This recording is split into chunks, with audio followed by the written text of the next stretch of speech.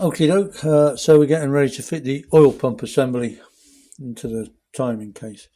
Now, I've checked the oil pump and it's absolutely perfect. Now what you do is you're going to turn it, you're going to check for any broken damaged teeth on the pinion.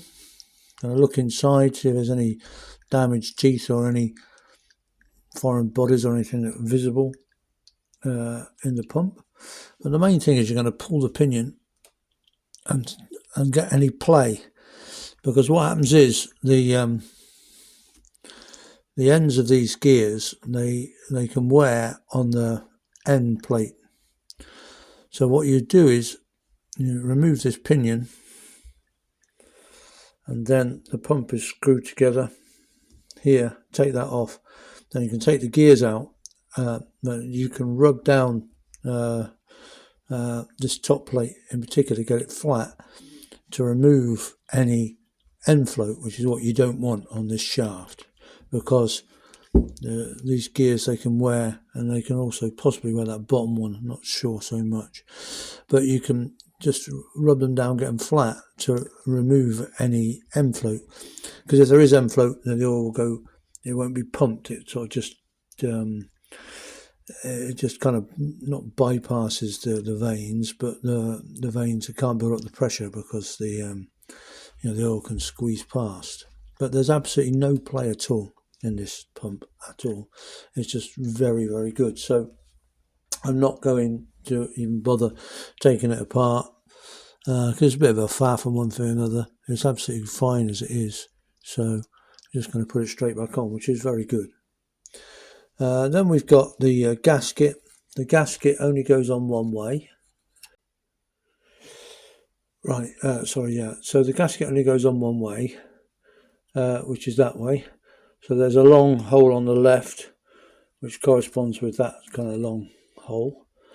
Just a short one on the right, and then a long hole in the middle, which you think is strange because it's only got a small hole.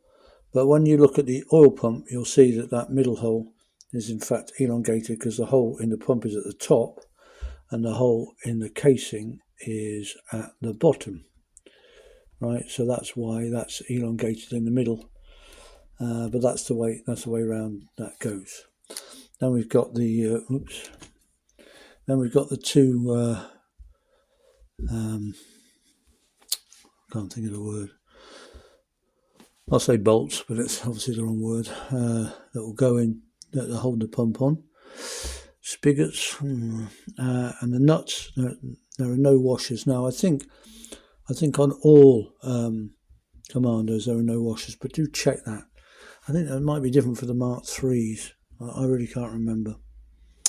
But then most important of all, but obviously check it whichever model you've got.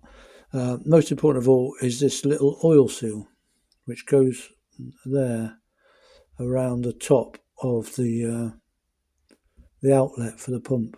There, just sits on that spigot there.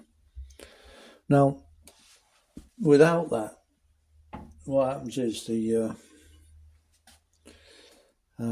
oil pump feed goes into here, and that's where that sort of domed oil seal sits, in that indent there. Now, you've probably heard of this. What happens is that if that gets lost, it can easily come off and get lost when you take the cover off, because it might stick in the cover and then fall out or whatever. If you don't have that little seal, then you're going to have no oil pressure, because that's where the oil goes in, and it goes off this way, off to the rockers, and it goes off this way and out of here into the crankshaft to feed the big ends. And it's sealed there, obviously. Now, without that little seal there, the oil's just going to sort of splash and just spurt about in the timing case, and there's no pressure at all. So it's a minute little seal, but obviously vital. So make sure that's on, and obviously just before we fit the case, we'll double check that's not fallen off or whatever. Okay, it's just a little thing and so vitally important. Okay, so I'm going to put some well seal on the mating faces, then and then we'll I'll put the spigots in. Still can't think of the right name, and then we'll mount the oil pump. Okay, I've put the well seal on. I'm sure I've mentioned this before. This is what's left now of my. This is stag well seal. Stag well seal. Yeah, it says stag up there. And this, I just, I live by it. And most British motorcycle mechanics will also live by it. But I have heard it can be a bit difficult to obtain in some parts of the world. It's made in Preston by Commerling, UK. But developed, I always was told, for or by Rolls-Royce for their engines. But anyway, it's great because it's non-hardening, so it stays flexible forever. Right, going to put the it stays liquid, I should say. Put the gasket on, making sure it's the right way around. Over the studs, the word I was looking for before, which I have put in, obviously. Oh, no, don't break the gasket. There we go. Just ease it down.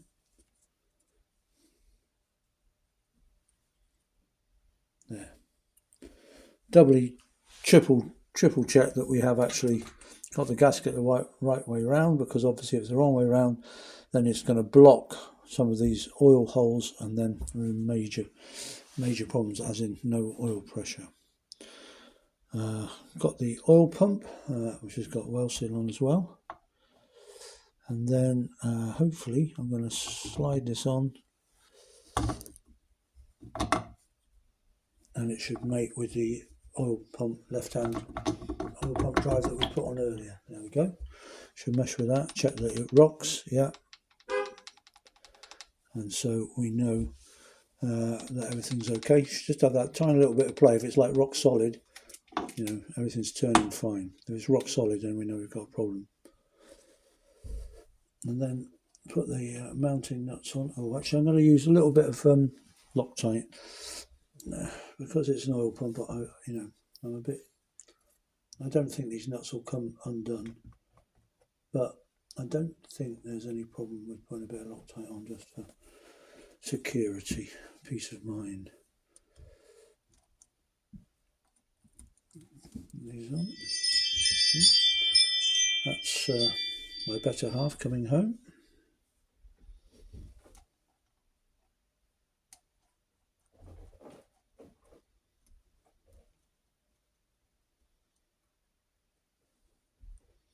Just do those up finger tight. Oh, right, she's probably locked out, so I better go and let her in. Okay, we've got the nuts on loosely, and let's have a look. Then I'm going to torque those nuts up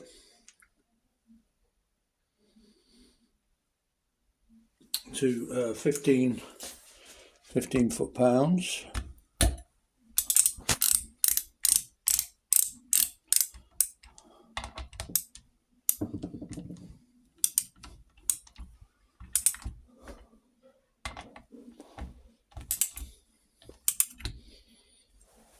Try and get around the camera. Never easy.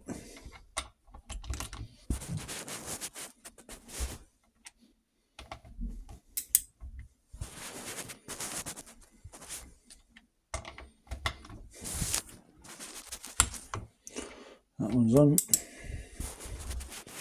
and that one's done.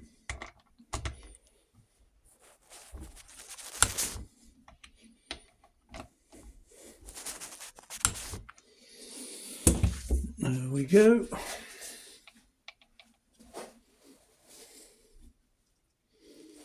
Just check, yeah. Now everything turns really sweetly and smoothly, which it is. If I can get that to go around. Yeah, and that's beautiful. That's nice. I like that. So, next job will be to prepare the timing case, the outer casing, to go on. But that's the interior the innards of the timing case now all done. Now I've got to repair the outer timing case ready to go on to fit on, and that'll be a big moment when we actually get that timing case on.